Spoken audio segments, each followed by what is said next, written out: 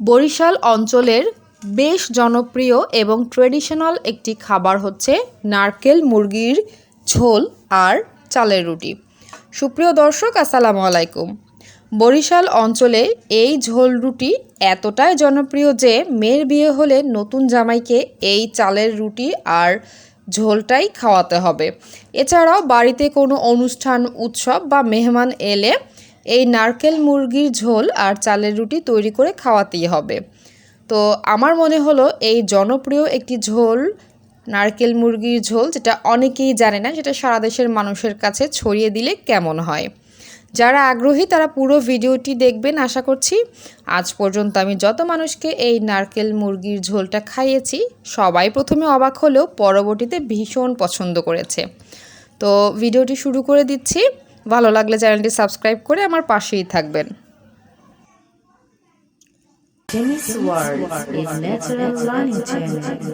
এই নারকেল মুরগির ঝোল তৈরির জন্য অবশ্যই দরকার নারকেল।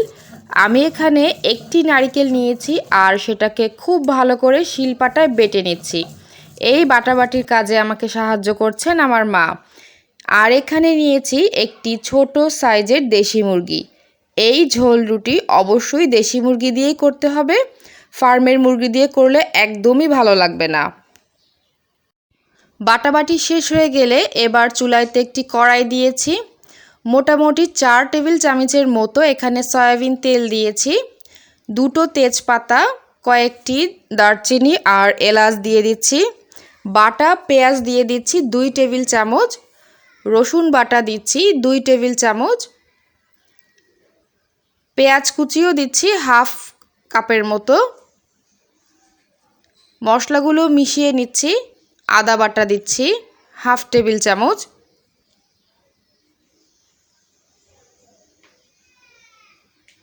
ধনিয়ার গুঁড়ো দিচ্ছি 1 টেবিল চামচ। হলুদের গুঁড়ো 1 টেবিল চামচ। মরিচের গুঁড়ো 1 টেবিল চামচ। মশলাগুলো ভালোভাবে তেলের ভেতর কষিয়ে নিচ্ছি।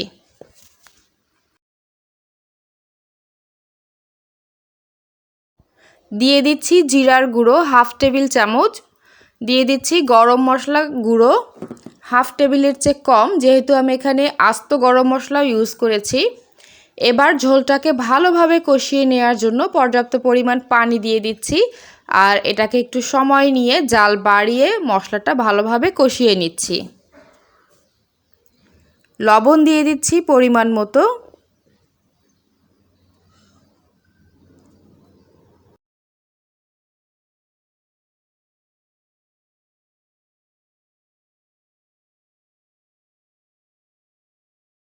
খুব ভালোভাবে মশলাটা কষানো হয়ে গেলে এবার আমি এতে চিকেনগুলো দিয়ে দিচ্ছি। এক হাতে চিকেনগুলো দিচ্ছি আর অন্য হাতে একটানা নেড়েচেড়ে দিচ্ছি। আমি এখানে মাঝারি সাইজের একটি দেশি মুরগি দিয়েছি আর তার জন্য আমার একটি নারকেল লেগেছে। যদি আপনার মুরগির পরিমাণটা বেশি হয় তাহলে নারকেলের পরিমাণটাও বেশি হবে।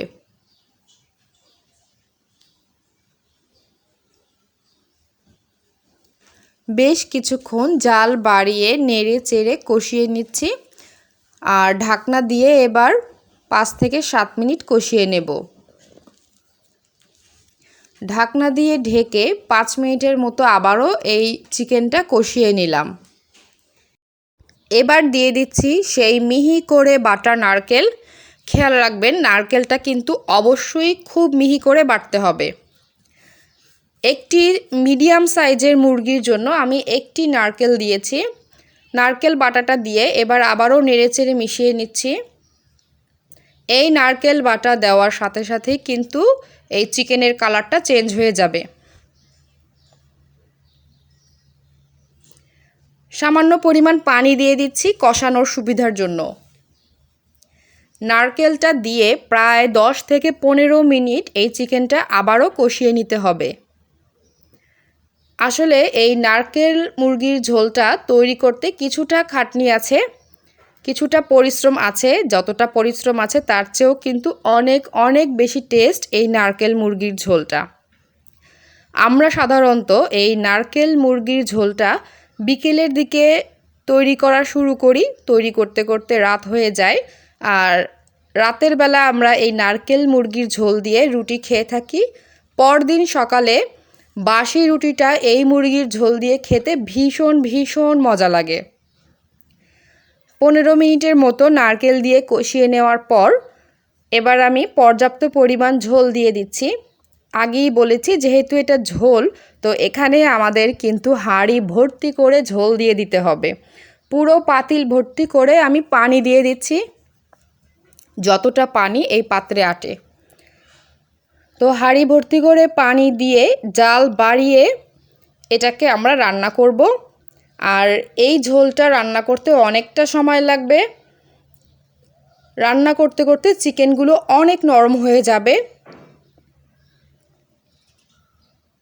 ঝোল দেওয়া হয়ে গিয়েছে। এবার এই ঝোলটা জাল হতে থাকবে যতক্ষণ সময় লাগে। আমি এখানে সময় বলছি না, কারণ চুলার জালের ওপর নির্ভর করছে। প্রায় 25 মিনিটের মতো এই ঝোলটা জাল করা হয়েছে। খুব জাল বাড়িয়ে কিন্তু আমি জাল করিনি, একটু মিডিয়ামের চেয়ে হাইয়ে রেখেছিলাম। রান্না প্রায় শেষ হয়ে এসেছে। এ পর্যায়ে ভাজা জিরার গুঁড়া দিয়ে দিচ্ছি উপর থেকে ভাজা জিরার গুঁড়া দিলে রান্নার টেস্টটা অনেক ভালো আসে। ভাজা জিরার গুঁড়া দিয়ে এই ঝোলটাকে আরও 5 মিনিটের মতো জাল করে নেব।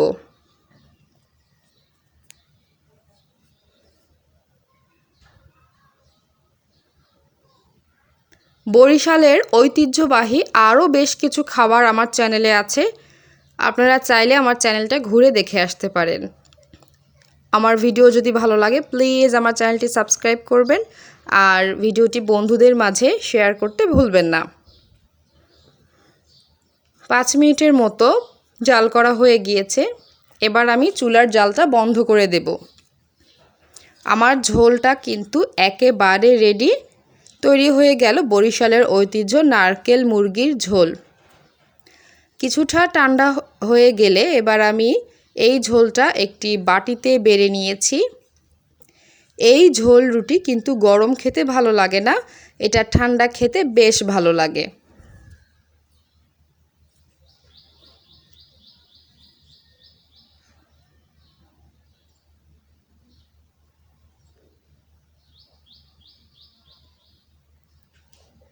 আমাদের সবার কাছে এই নারকেল মুরগির ঝোল আর চালের রুটি অসম্ভব প্রিয়।